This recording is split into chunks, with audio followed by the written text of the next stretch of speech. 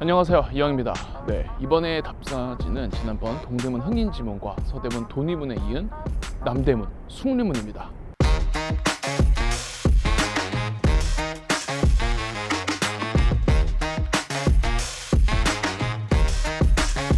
옛날 조선시대에는 주요 도시들별로 성벽을 둘러서 행정단위를 구분을 했는데요. 이 성을 읍성이라고 합니다. 읍성을 이루는 성벽은 외적으로부터 성 내에 있는 마을 주민들을 보호한다는 목적이 있긴 하지만 이제 실제 군사적 기능에 특화된 성은 주로 산성에 있고, 이 평지에 있는 도시의 행정단위를 구분하는 읍성은 행정적 기능이 더 강했다고 보시면 됩니다. 조선에서 가장 큰 도시인 한양의 경우도 당연히 읍성에 둘러져 있었고요. 다만 한양의 경우 도읍이었기 때문에 도읍 도자를 써서 읍성이 아닌 도성이라고 부르고, 그래서 한양도성이라는 명칭이 생겼죠. 한양도성에는 각 방위별로 동서남북에 4개의 큰 문, 이른바 4대문을 두어서 출입을 가능하도록 하였는데요. 이때 4대문은 유교에서 강조하는 4가지 덕목 인이 예지에서 한 글자씩을 따와 명칭을 정했습니다. 이 중 남대문은 예자를 따와서 이름을 숭례문이라고 지었죠. 보시면은 물루가 2층이죠. 4대문 중 남대문인 숭례문과 동대문인 흥인지문의 경우에만 물루가 2층이고, 숭례문이 흥인지문보다 조금 더 규모가 큽니다. 숭례문은 조선의 4대문 중에서 가장 규모가 웅장한 곳이고, 또 가장 많은 사람들이 왔다 갔다 했던, 유동인구가 가장 많던 곳이었습니다. 이 동양권에서는 주로 남문이 정문 역할을 하거든요. 그래서 숭례문은 한양 도성의 남문이 동시에 정문 역할을 했고, 한양의 대문 같은 역할을 했다고 보시면 되죠. 남대문이라는 명칭이 일제강점기 때 일제의 어떤 악덕한 의도로 숭례문이라는 명칭을 바꾸고 남대문이라는 명칭을 사용하게 강요했다라고 알려져 있지만 이는 아니고요. 물론 남대문의 정식 명칭은 숭례문이 맞긴 하지만 조선시대에도 편의상 남대문이라고도 같이 부르기도 했습니다. 숭례문이라는 이름은 정도전이 처음 이제 그 한양을 설계할 때 정도전이 직접 붙인 이름이고요. 임진왜란 때에는 가토 기요마사가 일본군 제2군을 이끌고 있던 가토 기요마사가 한양으로 입성할 때 출입했던 문이기도 합니다. 임진왜란 때 이제 흥인지문은 1군을 이끌던 고니시 유키나가가, 숭례문은 2군을 이끌던 가토 기요마사가 출입했던 문이기 때문에 구한말과 일제 시기에도 그러한 일본 입장에서의 그 상징성 때문에 헐지 않고 그대로 남겨뒀다고 합니다. 하지만 전차와 도로를 놓는다라는 이유 때문에 남대문만큼은 남겨놓긴 했지만 그 옆으로 붙어있는 이 성벽을 다 훼손해버렸습니다.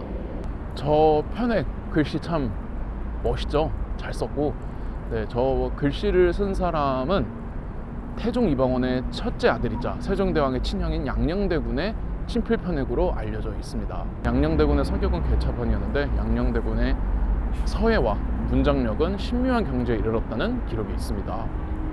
근데 양녕대군이 썼다라고 알려져 있을 뿐, 실제 양녕대군이 썼는지에 대해서는 정확하지 않다라고 합니다. 하지만 실제 조선시대 당시에도 저 글은 양녕대군이 썼다라고 많은 사람들이 믿고 있었습니다. 하지만 이 숭례문이 복원이 됐을 때 저 편액도 같이 복원이 됐는데, 이 양녕대군 후손 집안에서 몇백 년 동안 갑으로 전해져 오던 이 양녕대군이 쓴 숭례문 편액의 탁본이 전해지고 있었다고 합니다. 그 탁본을 떠서 복원한 글씨라고 합니다. 숭례문은 6.25 전쟁 때에도 살짝만 그을려졌을 뿐 거의 원형 그대로 있었다고 해요. 그래서 이 숭례문, 남대문은 동대문의 흥인지문과 함께 조선시대의 모습 그대로 전해지고 있었는데, 다들 아시다시피 지난 2008년이죠. 저도 기억이 생생한데, 그 정부의 불만을 품은 한 노인이 이 숭례문을 불태웠고, 완전히 전소가 되어버렸다가 2013년 5년간의 복원 과정을 거쳐서 지난 2013년 지금의 모습으로 재탄생하게 되었습니다. 여기 이렇게 남지터라는 편말이 있죠.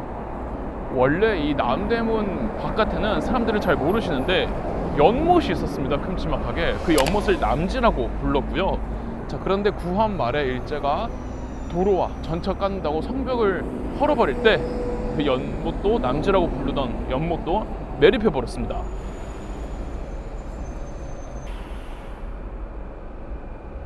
당시 남지에서 보이던 숭례문 부였겠죠.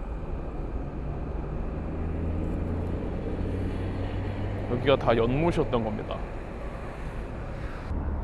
이거는 일제강점기 이전 숭례문의 모습입니다. 보면은 이제 민가들이 좀 많이 모여 있죠. 일제강점기 때의 숭례문 모습이네요. 지금이랑 큰 차이는 없죠. 1950년대와 1960년대 숭례문 모습의 사진입니다. 1970년대 숭례문의 사진입니다.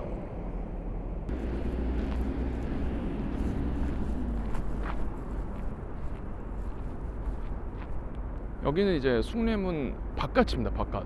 그러니까 이제 숭례문 안으로 들어가려는 사람의 시선이죠. 지금 저는 한양 바깥에 있는 겁니다. 저 안쪽으로 들어가야 비로소 한양인 거죠.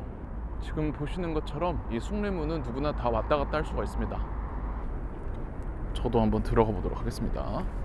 네, 한양으로 들어갑니다.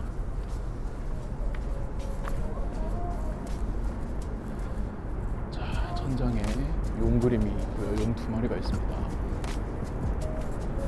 이렇게 들어오면은 여기서부터가 바로 한양입니다. 이게 이젠 한양에 들어온 사람의 시점 모습에서의 숭례문입니다. 숭례문 안쪽인 거죠.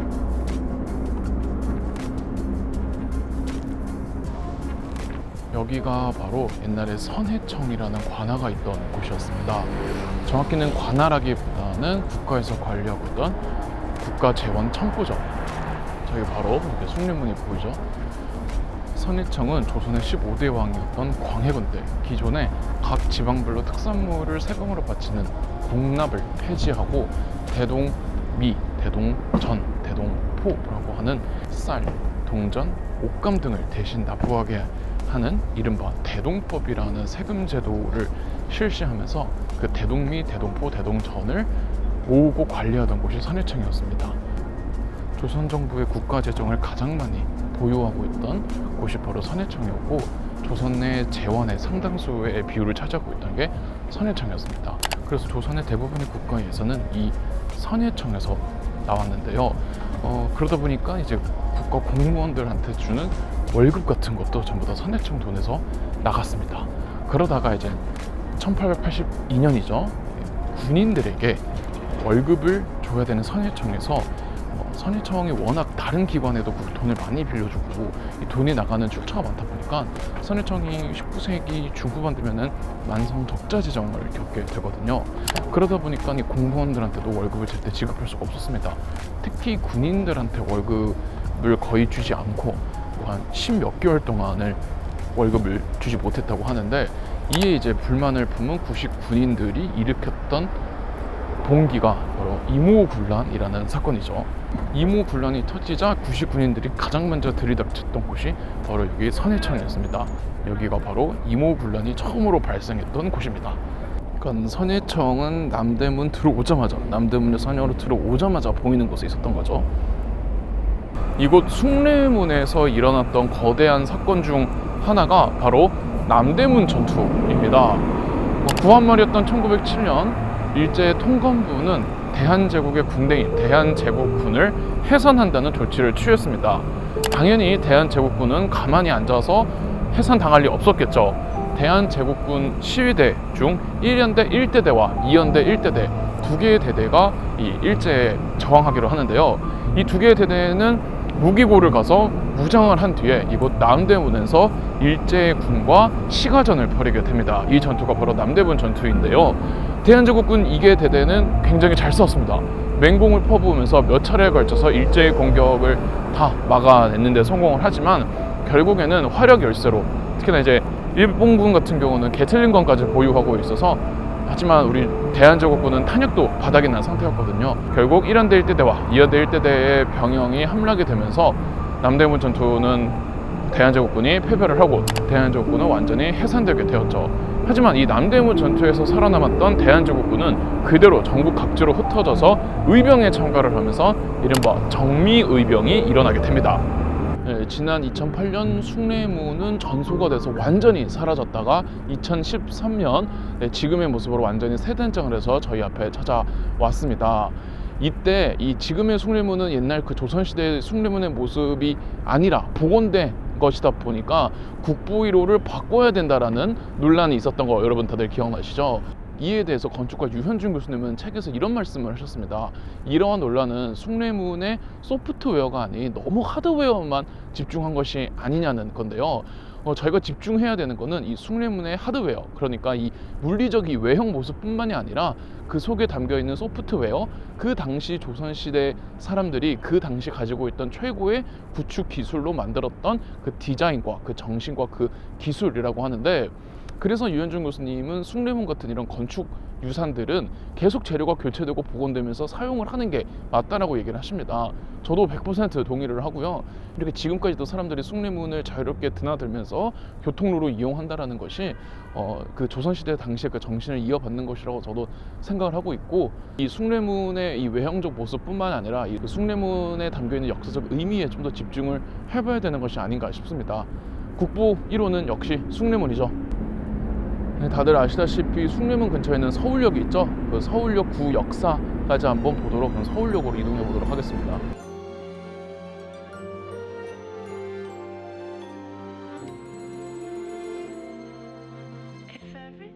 네, 이곳이 숭례문에서 서울역으로 이어지는 서울로 7027이라는 공중정원 길입니다. 원래 이곳은 1970년부터 자동차가 다니는 고가도로가 있었죠. 그러다가 지난 2017년 지금 남대문 시장에 있는 회원역에서부터 서울역을 잇는 공중정원 길을 만들어서 사람이 도보로 다닐 수 있게 했습니다. 서울로 7017의 숫자 7017은 서울 고가도로가 만들어졌던 1970년에 70, 그리고 이 공중정원길 서울로가 만들어졌던 2017년에 17을 따와서 붙인 숫자라고 합니다. 네, 지금 보이시는 게 구 서울역 역사죠. 구 서울역 역사는 일제강점기였던 1923년에 공사를 시작해서 1925년에 완공이 되었습니다. 구 역사가 만들어지기 전에는 남대문 정거장이라는 이름으로 불렸고요. 조선 총독부의 3대 총독이었던 사이코 마코토가 부임하기 위해서 이곳 남대문 정거장에 도착을 했을 때 독립운동가였던 강우규 선생님께서 폭탄을 투척하신 의거가 일어났던 장소이기도 합니다. 이 서울역 앞에는 강우규 의사님의 동상도 있고요. 구 서울역 역사를 보시면은 로마네스크 양식입니다. 로마네스크란 아치형 창문들과 또 돔이 특징인 건축 양식인데요. 1층이 대합실이었고 당시에는 2층에는 고급 레스토랑과 찻집이 있었다고 합니다. 그리고 지난 2003년에 서울역 신역사를 만들게 되고 2004년에 이 역사 기능을 이전을 하게 되면서 구 서울역 역사는 그 역사를 다 했고, 대신 지난 2009년부터 문화역 서울 284라는 이름의 복합 문화시설로 사용이 되기 시작을 했습니다. 그런 점에서 파리의 오르세 미술관이랑 비슷하죠. 파리의 오르세 미술관도 원래는 기차역이었다가 미술관으로 바꿨다고 합니다. 가까이 가서 보고 싶긴 한데 서울역에는 워낙 비둘기들이 좀 너무 많고 또 종교 집회가 너무 많이 일어나가지고 좀 부담감이 좀 있어서 내려가지는 않도록 하겠습니다. 네, 이곳으로 저는 숭례문과 서울역 구 역사 답사를 마치도록 하겠습니다. 숭례문이나 서울역 구 역사나 옛 한양 혹은 경성으로 들어오는 관문 같은 곳이었습니다. 그러니까 서울의 얼굴이었던 거죠, 얼굴. 서울 사는 분들이나 서울을 오시는 분들은 워낙 그냥 지나칠 수 있는 곳이다 보니까 다소 무뎌질 수가 있는데, 지나치실 때마다 숭례문과 서울역 구 역사의 역사적 상징성과 그 의미를 한번 되짚어 보시면 좋을 것 같습니다. 저는 또 다음에 더 좋은 답사지로 찾아오도록 하겠습니다. 그럼 이영이었습니다.